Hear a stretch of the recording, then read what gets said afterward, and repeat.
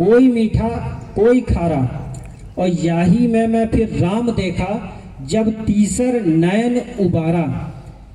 ये जब आँखों को मैंने, बाहरी आँखों को बंद किया और यहाँ पे मैंने दृष्टि पे जब एकाग्र किया, तब मैंने मंदिर देखा, मस्जिद देखा, गुरु को भी यहीं देखा, और यहीं पे मैंने उस राम को देखा जिस राम की मैं पूरी जिंदगी अपने घर में आरती दीपक से पूजा कर रहा था। उस राम को मैंने इन आँखों को बंद करके अंदरूनी आँखों से वहीं देखा।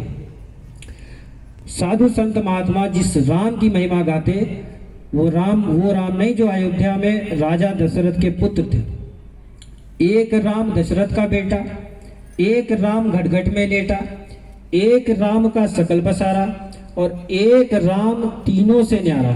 तो जो तीनों से न्यारा है, साधु संत महात्मा उस राम की महिमा गाते।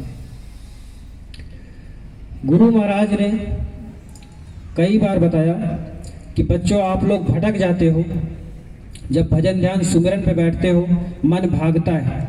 उसका कारण है कि आप पहले तो सत्संग में आना शुरू करो। सत्संग का मतलब होता है सत्य का संग। पूज्य महाराज जी मंच से बताते हैं कि सत्संग वह जल है जिसमें कौवा स्नान करता तो हंस बन के बाहर निकलता। कौवा काला होता और हंस सफेद। हमारा मन ये बहुत काला हो चुका। मोटे बंधन जगत के गुरु भक्ति से काट, ये स्वामी जी महाराज बताते थे। तो हमारा ये मन जो है इतना मोटा हो चुका, इतना मैला भी हो गया कि हम जब तक इसको साफ नहीं करेंगे, जब तक दीन नहीं बनेंगे, हम उस दीनानाथ को प्राप्त नहीं कर सकते। पहले आप दीन बनो, उसके बाद आप उस दीन दयाल को प्राप्त कर पाओगे। अपने आप को, अपने हृदय को पवित्र करो। घर के बाहर अगर एक मंदिर बनाया आप ही लोगों ने, तो उस मंदिर को रात दिन साफ सफाई करते हो। तो जो ये मंदिर उस परमात्मा ने बनाया, आप उसमें बाहरी कचरा क्यों डाल रहे हो? बाहरी कचरा क्या है? बाहर जैसे घर में कोई मरनता तो तू उसको बाहर फुकनता, तो बाहर का मुर्दा फिर तू क्यों पेट में धरनता? केहू समझाऊं जगत भाई अंधा। जब घर में कोई मर जाता तो शमशान भूमि पे ले जाते, बाहर ले जाते, और बाहर का ही मुर्दा अपने घर में अपनी रसोई में लेके आते हो। बाहर का मुर्दा जैसे ये बकरा हो गया, मुर्गा हो गया, ये सब बाहर के मुर्दे हैं जिनको आप अपने घर की किचन में ले आते हो और फिर बड़े काट पीट के उसको, इस पेट को कब्रिस्तान बना देते हो, और इसी मुंह को आप चलता फिरता भूषण खाना बना देते हो। गुरु महाराज ने कहा, अगर अपने बच्चों को इस दरबार से आप जितना जल्दी जोड़ दोगे, आप सुखी रह जाओगे। बाकी इस संसार में कोई सुखी नहीं है।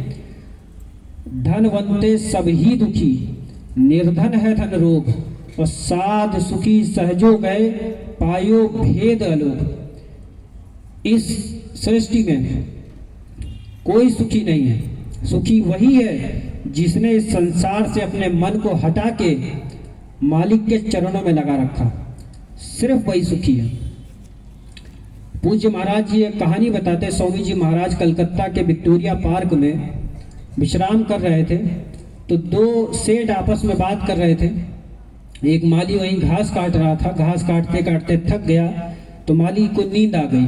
तो सेठ ने बोला कि हमसे ज़्यादा सुखी वो माली है कि वो चैन की नींद तो सो रहा, हमें तो नींद नहीं आती, रात में नींद की गोलियां खानी पड़ती। तो स्वामी जी महाराज ये व्याख्यान सुन रहे थे। स्वामी जी महाराज ने सेठ से बोला कि आपने अपने आप ही विचार कर लिया, जरा उस माली के पास जाके पूछो क्या वास्तव में वो सुखी है। तो एक सेठ उसके पास गया, माली के पास पूछा, तो माली ने बोला कि अरे बाबूजी, हम कहाँ सुखी। सुखी तो वो जो एयर कंडीशन में बैठे, बड़े बड़े घर और बंगलों में रहते, सुखी तो वो है। हमारे पास क्या है जो हम सुखी होंगे। सेठ वापस स्वामी जी महाराज के पास आए, उन्होंने बोला कि आपने सच कहा था। तो स्वामी जी महाराज ने बोला कि वास्तविकता तो यही है कि ना माली सुखी है, ना सेठ सुखी है। जिसके पास अधिक धन है वो भी परेशान, और जिसके पास धन नहीं वो भी परेशान। तो अपने आप को अगर तुम सुखी बनाना चाहते हो तो आप अपने मन को इस संसार से निकालो। दो चीज हैं, भौतिक और आध्यात्मिक। भौतिक क्रियाएं जो होती हैं, हमारा घर उसी से चल रहा है। दुकान, दफ्तर, जिनकी दुकान है वो दुकानों में लगे रहते, जो नौकरी करते वो दफ्तर में लगे रहते। हमारा भौतिक, अगर आध्यात्मिक हमारा टूट रहा, अध्यात्म हमारा टूट रहा तो उसी की वजह से। अगर सत्संग आज है और आज ही आपको दफ्तर जाना है तो आप सत्संग में नहीं पहुंच पाओगे। आपका आध्यात्म वहीं से टूट रहा, भौतिक क्रियाओं की वजह से। लेकिन आप करोगे क्या? आपका घर उसी से चल रहा है। बिना कर्म कोई काया नहीं और जग फंस रहा कर्म के माही। जितने भी कर्म होते किसी ना किसी वजह से होते। गुरु महाराज ने बोला, बताया उन्होंने, एक छोटी सी कहानी है कि मीराबाई जात की छत्राणी, उनके राज्य में, उनके राज्य के जो महामंत्री थे, एक कुआं था जिसमें वो दर्शन करने जा रहे थे और अपनी मनोकामना एक सिक्का डाल के उसमें वो करना चाह रहे थे। रास्ते में उनका जूता थोड़ा सा खराब था तो संत रविदास जी उनके पास गए।